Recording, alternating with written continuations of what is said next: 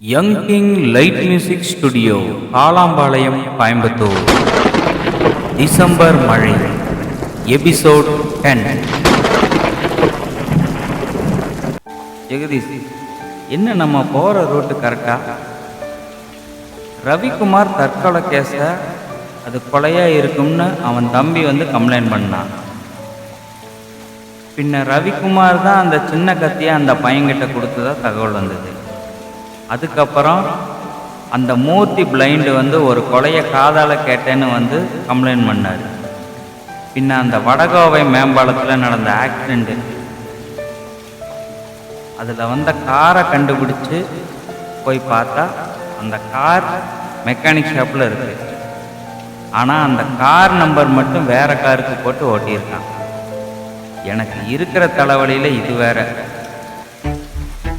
இப்போ அந்த future apartment security கருப்புசாமியை நம்ம 3rd டிகிரி ட்ரீட்மெண்ட்டில் விசாரிக்க அந்த கொலைகாரை யார் எப்படி இருப்பான்னு ஃபுல் டீட்டெயில்ஸ் கலெக்ட் பண்ணுங்கள் ஜெகதீஷ் அண்ட் ஹரி. எனக்கு 2 days டைம் எடுத்துக்கோங்க. இந்த கேஸை முடிக்க பாருங்கள். அக்யூஸ்ட்டை சீக்கிரமாக பிடிங்க. நான் இந்த மீடியாவை போய் நேரில் பார்த்துட்டு வர்றேன். என்ன தான் இவனுங்களோட பிரச்சனை இன்னும் புரியல.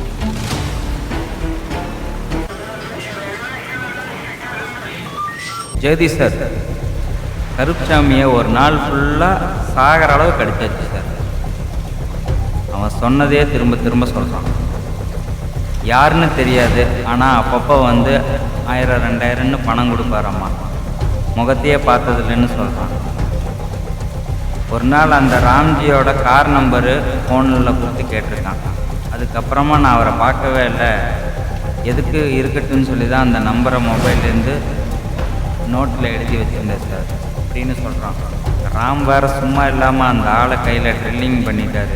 என்னையா ராம், ஏன் அப்படி பண்ணீங்க? ஏற்கனவே டாக்டர் வந்தால் போலீஸ் ட்ரீட்மெண்ட்டுக்கு ஒரு லிமிட் இல்லையான்னு ட்ரீட்மெண்ட் பண்ண மாட்டார். நீங்கள் தான் அந்த செக்யூரிட்டி டாக்டர்கிட்ட கூட்டிகிட்டு போகணும். எங்கே அந்த ஆளை கூப்பிடு சார். ஒன்றுமே பண்ணல சார். அந்த ஆள் முகத்தையே கூட பார்க்கல சார். நான் உண்மையை தான் சார் சொல்கிறேன். என்ன நம்புங்க சார். யோ, முகத்தை பார்க்காத ஆள்கிட்ட 1000 2000 வாங்கியிருக்க. உனக்கு எதுவும் தப்பாக தெரியலல்ல? உன்னை கையில் ட்ரில்லிங் பண்ணியிருக்கக்கூடாது, தலையில் ட்ரில்லிங் பண்ணியிருக்கணும் சார். வேண்டாம் சார், என்னை மன்னிச்சிருங்க சார். அவரை கொஞ்சம் ஹாஸ்பிட்டலுக்கு கூட்டிகிட்டு போங்க ஹரி. வேண்டாம் சார், ராமை பற்றி எனக்கு நல்லா தெரியும். இந்த கையில் கட்டு போட்ட பின்னா அந்த கையிலையும் ட்ரில்லிங் பண்ண ஓட்ட போடுவார். அதனால் இவர் இங்கேயே இருக்கட்டும், ஒன்றா போய் கட்டு போட்டுக்கலாம். ஆமாய்யா, அதுவும் சரிதான். இப்போ அந்த ஆளை உள்ளே கூட்டிகிட்டு போ சார். வேண்டாம் sir, please sir. Sir sir sir please sir, வலிக்குது சார். ஹாஸ்பிட்டலுக்கு கூட்டிகிட்டு போங்க sir. Sir sir sir sir. அப்போ எனக்கு அந்த ஆளை பற்றி ஏதாவது ஒரு விஷயத்தையாவது நீ சொல்லு.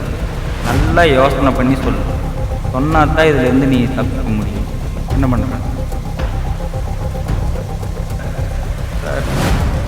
இந்த ஆள் ஒரு டைம் எனக்கு புதிய ரூபா நோட்டு 20 ரூபா கட்டு எங்கிட்ட தந்தார் சார். அது நல்லா புதுசாக இருந்ததால் நான் அதை அப்படியே என் வீட்டு பீரோவில் தான் சார் பத்திரமா வச்சுருக்கேன். ஹரி, உடனே இவர் ஹாஸ்பிட்டலுக்கு கூட்டிகிட்டு போயிட்டு பின்ன அந்த 20 ரூபா கட்டை அவர் வீட்டிலேருந்து போய் எடுத்துகிட்டு வாங்க. குயிக்கா, சீக்கிரமாக போயிட்டு வாங்க. Okay sir. மணிகண்டன், உடனே ஹாஸ்பிட்டலுக்கு போகலாம்.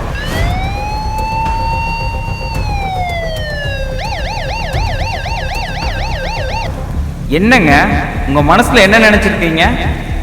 நான் ட்ரீட்மெண்ட்டு பார்க்க மாட்டேன். உங்கள் ஜெகதீஷ் சாரையே வர சொல்லுங்கள். ஹலோ ஜெகதீஷ் சார், ஹாஸ்பிட்டலில் தான் சார் இருக்கேன். டாக்டர் ட்ரீட்மெண்ட்டு பண்ண மாட்டேங்கிறாரு. நீங்கள் வரணும்னு சொல்கிறாரு சார். அவர்கிட்ட ஃபோனை கொடுங்க. என்னங்க ஜெகதீஷ் இது? ட்ரில்லிங் விட்டு துருப்பிடிச்சதுக்கு வச்சு அதை எப்படி இப்படி பண்ண மனசு வருது உங்களுக்கு? அது அவரது மூளைக்கு பாதிப்பு ஆகும்னு கூடவா உங்களுக்கு தெரியாது? எத்தனை டைம் சொல்கிறது இது மாதிரி பண்ணாதீங்கன்னு? டாக்டர், அந்த 13 கொலைகளையும் செய்த ஆள்கிட்ட பணம் வாங்கியிருக்கான். அதனால தான் இப்படி பண்ண வேண்டியதாக போகுது. இனி இப்படி நடக்க டாக்டர். சும்மா இருங்க ஜெகதீஷ். நான் இந்த ஹாஸ்பிட்டலுக்கு வந்து 4 வருஷம் ஆகுது. இந்த 4 வருஷத்துல உங்க எத்தனை கேஸை நான் பார்த்துருக்கேன்.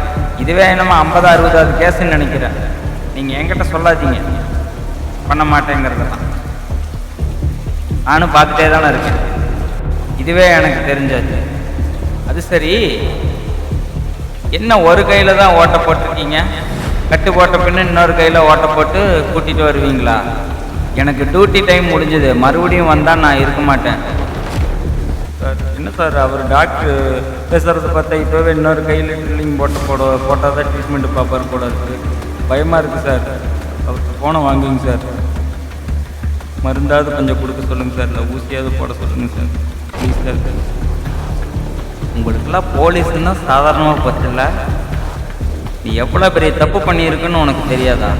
ம், உட்காரு. கையை டேபிள் மேலே வை. இருக்குமா குடி. ஹரி, நீங்கள் அந்த கையை கொஞ்சம் பிடிங்க. ஒரு ஊசி போடுறேன், என்னை கட்டு போட்டு வர்றேன், டேப்லெட்டு தரேன். அவரை கொஞ்சம் தூங்க விடுங்க. பெயின் கில்லர் தான் போடுறோம். கொஞ்ச நேரம் ரெஸ்ட் எடுக்கணும். சார் இருங்க சார், ஒரு நிமிஷம் ஃபோன் பண்ணி. ஹலோ ஜெதி சார், ஊசி போட்டால் 1/2 hour தூங்கணுமாம்மா. என்ன பண்ணலாம் சார்? வீட்டுக்கு ஃபோன் பண்ணிவிட்டு பேச சொல்லட்டுமா? வேண்டாம் ஹரி, அது எப்போதும் யூஷுவல் தான். 1/2 hour தானே, வெயிட் பண்ணி அவரை கூட்டிகிட்டு வாங்க. டாக்டர் ஒரு 10 minutes மட்டும் வெயிட் பண்ணுங்க டாக்டர். மணிகண்டன், நீ அந்த கருப்சாமி வீட்டுக்கு போ. அங்கேருந்து எனக்கு கால் பண்ணு. Okay Hari sir.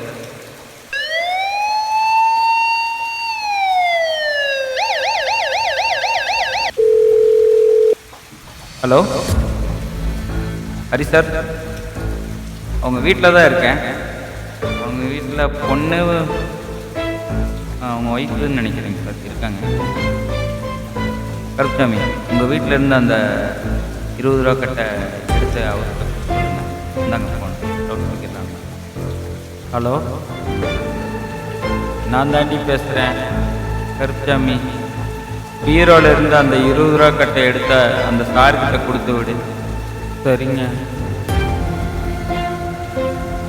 Hari sir, வாங்கிட்டேன். எங்க சார் ஹாஸ்பிட்டலுக்கு வர்றதுங்களா சார்? யோ, ஹாஸ்பிட்டலுக்கு வாயா? சரி சார், உடனே வரேன் சார்.